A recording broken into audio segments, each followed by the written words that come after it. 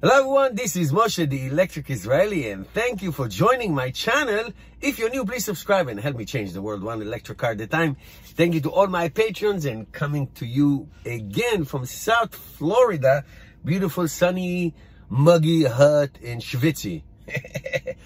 All right, today is a Tesla stock. I've done so many Tesla stock stories this year. And as 2019 coming to a close, everybody wants to know what is the future for Tesla stock. I am the dumbest person on earth, because I remember when Tesla stock came out way back 10 years ago.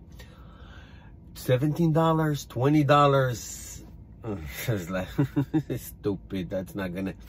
Anyhow, 400 and what it is now, $31 later, I got in late, but it's never too late to do something good. So what will it be? Now, I'm not a stock expert. I'm not recommending to buy, hold, sell this stock or any stock.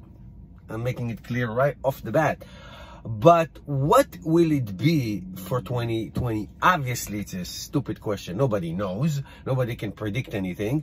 I mean, if we go by the prediction of the analysts on CNBC and everybody else, Tesla stock would have been $10 today, or even somebody even suggests zero. So we don't know. Obviously, we don't know. An email that was sent from Elon Musk, I just saw it this morning actually.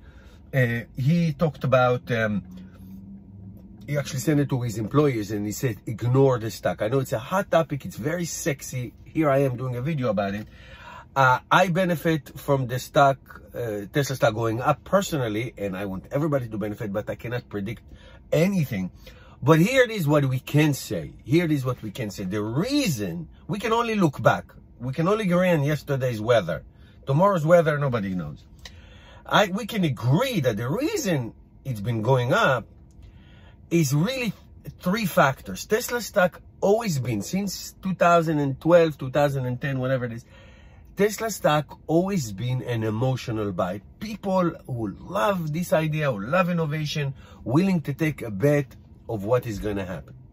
They ignore fundamentals. They look 10 years to the future. Bear an investment. This is not a Joe Schmo day trader. Bear an investment, pounding their chest, okay? Pounding his chest for selling Tesla stock after buying it, I think for 36, sell it for 70 something. And then rebuying it again, of course, is a big investor. So he didn't know. Nobody, I think like so obviously it's an emotional thing. People believe in the second of all, second and third is the same, is sales / revenue and profits. That's all it is. In every company that you buy, what did they, how much do they sell? What are the sales? And what is the revenue? If you sell and you lose money, then you don't have revenue. But if you sell and you have good margin and you have profit, then it's a good thing too. You can see the trajectory going up. That it's not like rocket science. Now, can you predict that?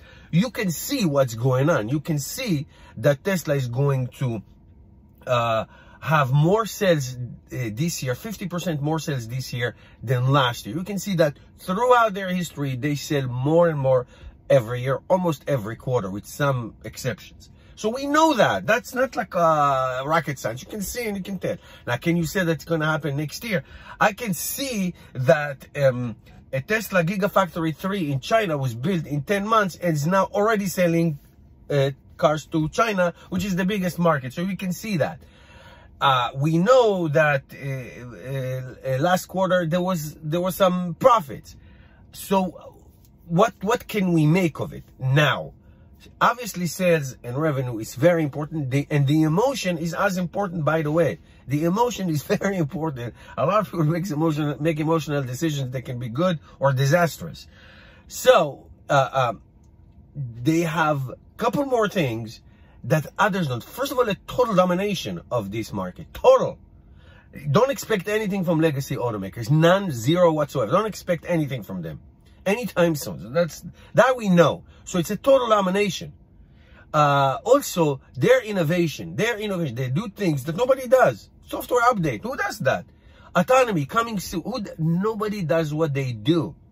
So can it go from what it is now, 431, to, I don't know, 800? It could. Can it go back to 200? This year in June, it went down to 170 something, 175, I think. So it could go either way. Emotion, it's very, very incredibly powerful. So we don't know. But what I'm giving you advice is, and that's no matter what stock you do, is you have to look basically on the fundamentals. What they do this year, what can you predict next year, and take a bet. You take a bet. You like it, you do it. You don't like it, you don't do it. Now, one thing I do is I've been buying stocks and funds, I don't know, maybe 25, 30 years now. I am Mr. 25 years low investor. I give time. Things happen. You know, in 2008, things went like this, and I didn't look, and then they came right back to where they are now.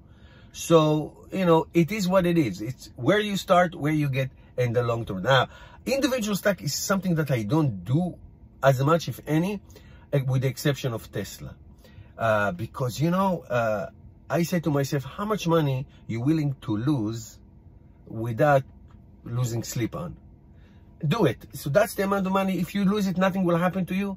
Fine, go ahead, put it in and forget about it. That's what I did. I put it so you can decide for yourself what you want. It's very personal, but due diligence is important. It's very important to do due diligence and to look in the big picture of what can it be. And you can always hope for the best. Who knows what's gonna happen tomorrow? Who knows if China decides to shut everything down? It's not America that things can be more predictable. Anyway, that's my advice. My advice is do what you need. Do what you want. Thank you guys for watching. Give me a thumbs up and I'll see you tomorrow.